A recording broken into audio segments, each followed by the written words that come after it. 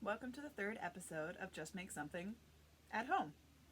During this pandemic, we're creating a series of videos that people can do from the safety of their own home with objects found around the house, but where they can still practice creativity. Because we think in times of crisis, it's even more important to feel the sense of control that you can get by taking nothing and making something. And it's important to focus on what you can control and what you can't control. So right now, we're doing a cool project called EcoBricks, which is inspired by Nathan Gray and his EcoBrick project. So this is actually in honor of Earth Month. It's a way to reuse plastic and turn it into a building material. So what you do is you take I think it's a 16-ounce water bottle, just an average water bottle, or soda bottle, and you fill it with plastics that can't be recycled. So if a lot of us are eating from home right now, a lot of your food comes in this packaging. So obviously it needs to be washed first, and then you can collect it, and you actually put it into these water bottles. And what Nathan is doing is he's going to, you can see this on his website, he puts them all together, puts them in a block box, and then covers them in spray foam, and this becomes a building block. So if you have enough of these water bottles together, plastic can actually make a pretty good insulation. There's another great organization called Runway Home, and they create schools in South America out of plastic water bottles as well. So we're encouraging everyone to practice a little environmentalist thinking.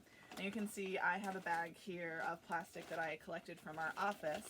And there's a lot of different stuff that comes through. There's just kind of the soft bags that you get things in, different wrapping for candy or office supplies. There's the plastic that is on top of your hummus container if you're a hummus person.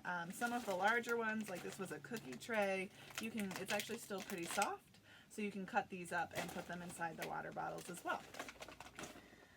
So what you want to do is first you need a plastic bottle.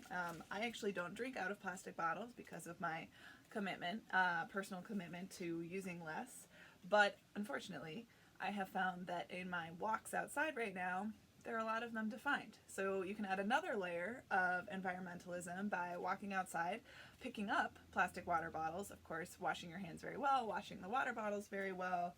And then to me, it's been kind of fun in the kitchen. I wash my plastics that come through, and then when they're done, I just shove them immediately into the water bottle. So you can see I have a couple going.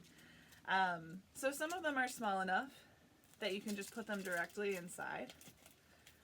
Some of them you need to cut up. But what I did learn, they need to be pretty compact. So this looks like it could almost be full. It's actually really just at the beginning. So I found in my house, I have this long spoon, and that's perfect for shoving these soft plastics further down to make sure that we're getting as compact as possible. So you can see once I do that, there's actually still at least, if not more than, half of this water bottle, which is ready to get some more plastics inside. So I'm going to take this one, and it's a kind of relaxing activity, honestly. Makes me feel a little less bad about all the plastic that's moving through my house. And Nathan is going to build a building out of all of these. So if you're local, you can reach out to me at mirandashearth.com or via Facebook or Instagram. And I'll connect you with Nathan so that you can drop off these. He's collecting them from the local school systems and from local individuals as well. And we'll keep you updated on what he makes out of them. So you can see, once again, looks pretty full. I'm going to take the spoon and shove it down as far as I can. And there's still quite a bit of room. So I've been doing this, living on my own, the entire 4 weeks that I've been home so far, and I've filled up about a bottle a week. So you can see that's how far I've gotten. Nathan, these are all coming to you. And now I'm working on this one. So I encourage you to do this at home. Do it with your kids if you have them. Send it to your friends as a challenge to be a little more environmentally friendly during this time. At the Tiny House Festival this year, Miranda's Hearth hosts the annual Big Massachusetts Tiny House Festival. It's currently scheduled for October 17th and 18th in Beverly, Massachusetts. So we're going to be working with Nathan to create some sort of installation out of these bottles that will then be used in his building project at the Tiny House Festival. So you can either bring them to us beforehand, drop them off with us, or bring them to the festival. So we encourage you to do this to reflect on the amount of waste that's coming through your life, and hopefully it'll help you reduce it as well. I know it certainly has for me. If you want to support projects like this and our weekly updates with cool fun things you can do at home with found objects, I hope you'll consider donating to Miranda's Hearth. You can do it via Venmo at Miranda's Hearth, via the PayPal donation link on our website. Directly through PayPal, you can send us to miranda@mirandashearth.com.